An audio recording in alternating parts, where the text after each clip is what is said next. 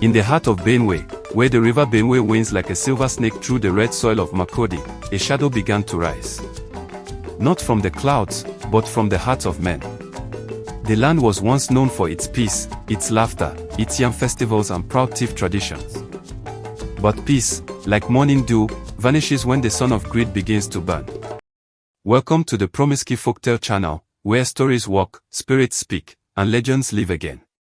If you love powerful African tales full of mystery, magic, and meaning, you're in the right place.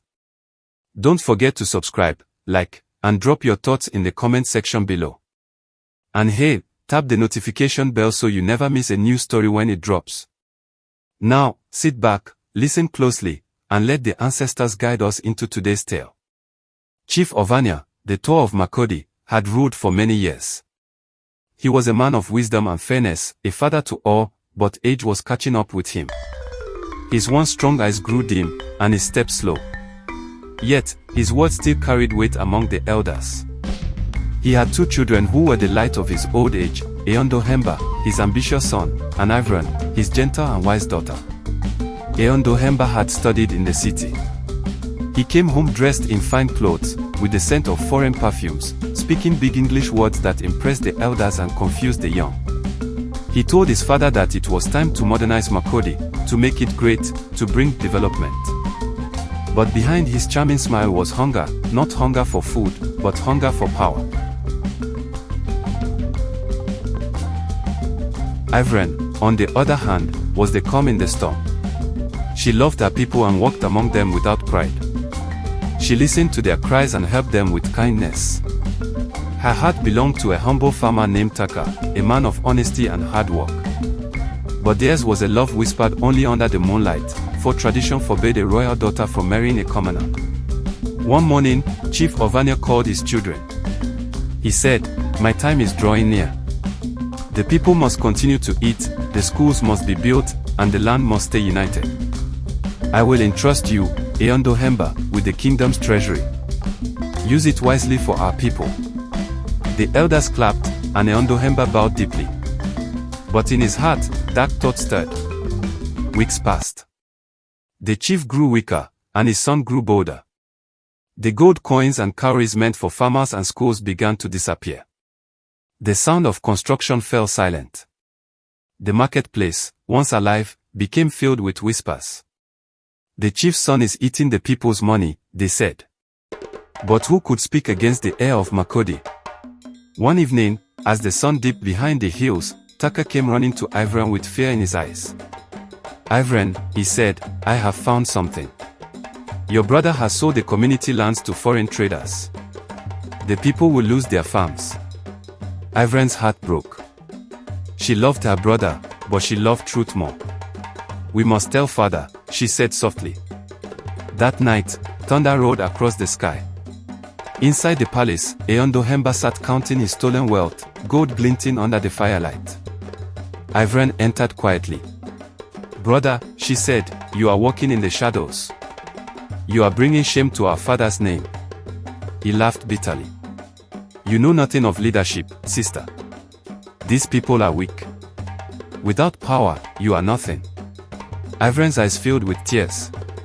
"Power without honor is emptiness, Aondohemba. The spirits see what you do in secret."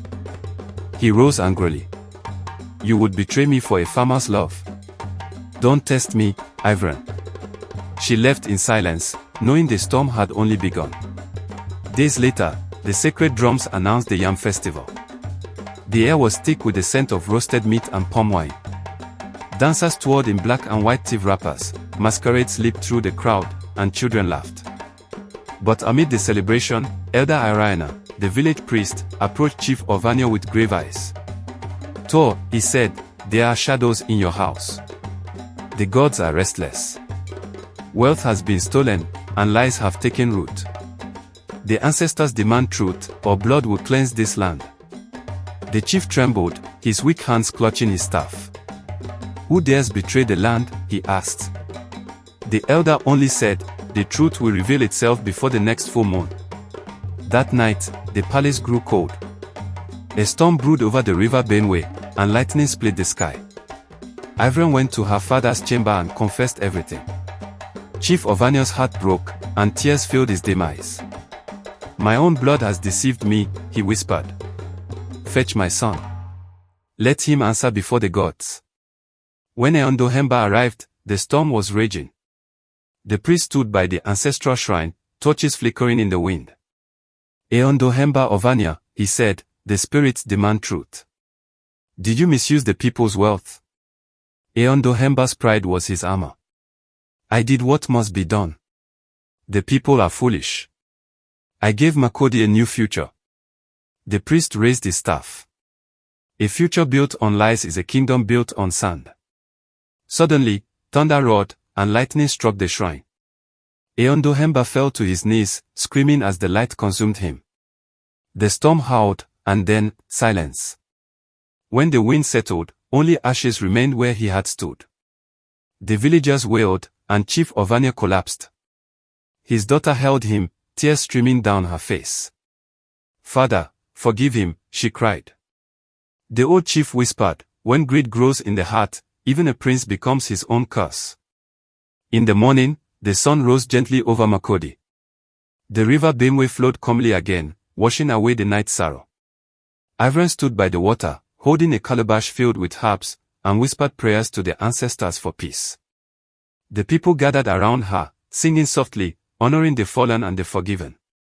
In time, Ivran became the new voice of Makurdi, not a ruler by crown, but by truth. She rebuilt the farms, restored the markets, and reminded her people that no kingdom can stand on deceit. The elders often said, "The gods punish the guilty, but they bless the pure."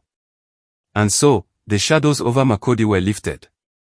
Yet, the story remained, told by firelight from generation to generation, that greed can blind even the wise, and power without conscience leads only to ruin. They say the river Benue still whispers at night. If you listen closely, you may hear it say, "Those who walk in darkness will always fall, but those who live in truth shall rise with the sun." The heart that feeds on greed will one day choke on its own shadow. And in every land, truth may sleep, but it never dies. Thanks for watching.